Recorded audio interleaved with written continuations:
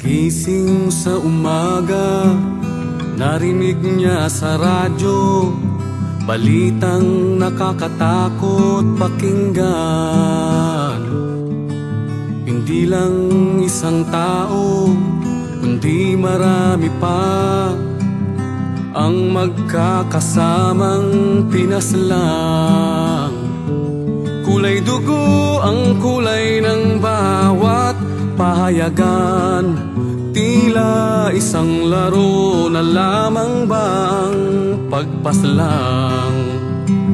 O kay raming buhay na ang nasayang sa walang tigil na pagyurak sa pantaong karapatan.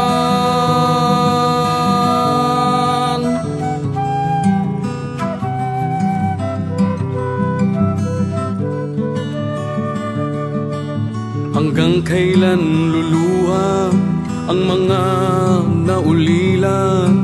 Hanggang kailan sila magdurusa? Nasaan ang katarungan na hinihintay sa walang awang pagkitil ng buhay? Kulay dugo ang kulay ng bawat pahayagan, tila isang laro na lamang bang pagpaslang. O kay raming buhay na ang nasayang sa walang tigil na pagyurak sa pantaong karapatan.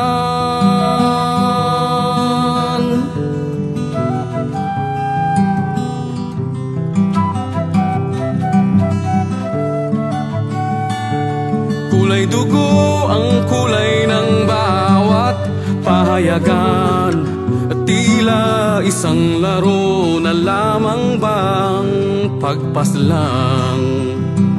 O kay raming buhay na ang nasayang sa walang tigil na pagyurak sa pantaong karapatan.